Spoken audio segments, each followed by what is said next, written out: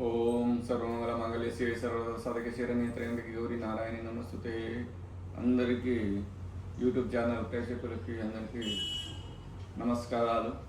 ఈరోజు జాతకంలో గ్రహము ఏ రాశిలో ఉంటే ఉచ్చ గ్రహం అవుతుంది, ఏ రాశిలో ఉంటే నీచ గ్రహం, ఉచ్చ రాశి నీచ రాశి గ్రహానికి ఎక్కడ ఉచ్చ రాశి అవుతుంది, ఎక్కడ నీచ రాశి అవుతుంది గురించి ఈరోజు మనము జాతకంలో తెలుసుకుందాం.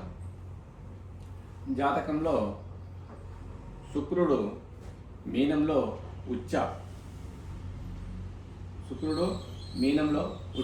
ఉచ్చలో ఉంటాడు. అదే మేషంలో రవి ఉచ్చలో ఉంటాడు. అదేవిధంగా వృషభంలో రవి చంద్రుడు ఉచ్చలో ఉంటాడు. అదేవిధంగా కర్కాటకలో గురువు ఉచ్చలో ఉంటాడు. అదేవిధంగా బుధుడు కన్యలో ఉచ్చలో ఉంటాడు, దాన్ని భద్రయోగం అంటారు. అదేవిధంగా శని తులలో ఉచ్చలో ఉంటాడు, దాన్ని శశ మహాపురుషయోగం అంటారు. అదేవిధంగా కుజుడు మకరంలో ఉచ్చలో ఉంటాడు, దాన్ని రుచిక యోగము అంటారు. శుక్రుడు మీనంలో ఉచ్చలో ఉంటే దాన్ని మాలివ్య యోగము అంటారు. అదేవిధంగా గురువు కర్కాటకలో ఉచ్చలో ఉంటే దాన్ని హంసయోగము అంటారు. అదేవిధంగా ఈ యోగాల్లో జన్మించిన జాతకులు మహా పండితులు, మహా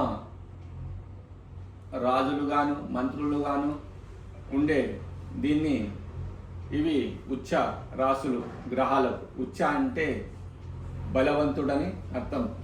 చాలా బలంగా ఉంటారు ఆ రాశిలో. బలమైన చెడు అయినా మంచి అయినా ఫలితాన్ని బలంగా ఇచ్చే రాశులు అన్నమాట.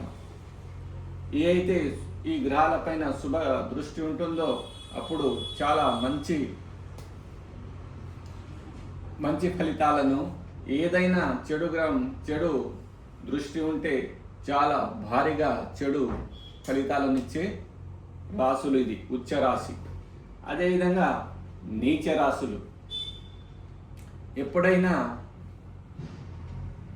ఆ గ్రహం ఎక్కడ ఉచ్చ పొందుతుందో దానికి ఆపోజిషన్ 180 డిగ్రీల్లో నీచము చెందుతుందన్నమాట. ఎలానంటే ఇక్కడ శుక్రుడు ఉచ్చ మీనంలో, శుక్రుడి నుంచి మీనం నుంచి కన్య 180 డిగ్రీల్లో ఉంటుంది ఆపోజిషన్. కాబట్టి అక్కడ నీచంలో చెందుతుంది. ఈజీగా గుర్తుపెట్టుకోవడం. ఇక్కడ నుంచి 7వ రాశి 1 2 3 4 5 6 7 7లో నీచంలో శుక్రుడు పొందుతాడు కన్యలో. కాబట్టి అది నీచ రాశులు ఇవి. అదే భద్రయోగము బుధుడికి ఉంటుంది. అదే బుధుడు ఇక్కడ మీనంలో ఉంటే అక్కడ నీచంలో చెందుతాడు. కాబట్టి ఇక్కడ అదే శని తుల రాశిలో ఉచ్చ పొందుతాడు, దానికి ఆపోజిషన్ 180 డిగ్రీల్లో నీచము 7వ రాశి 1 2 3 4 5 6 7. మరి కుజుడు మకరంలో ఉచ్చ పొందితే దాని 7వ రాశి అయిన కర్కటలో నీచం 1 2 3 4 5 6 7.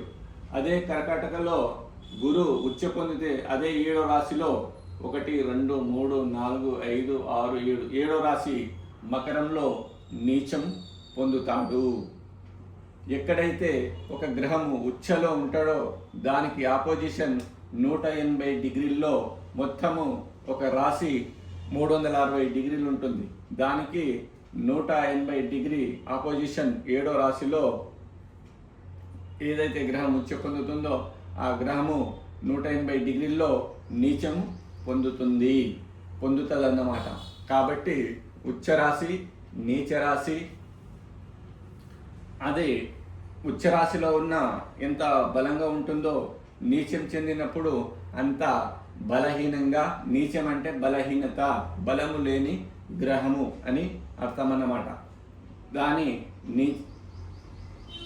నీచ రాశిలో ఉన్నప్పుడు ఆ గ్రహాలు బలహీనంగా ఉంటాయి, ఉచ్చ రాశిలో ఉన్నప్పుడు బలంగా ఉంటాయి.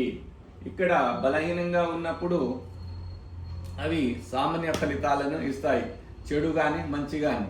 ఇక్కడ మంచి కానీ చెడు కానీ చాలా భారీ స్థాయిలో ఫలితాన్ని ఇస్తాయి. ఇది ముఖ్యమైన విషయం.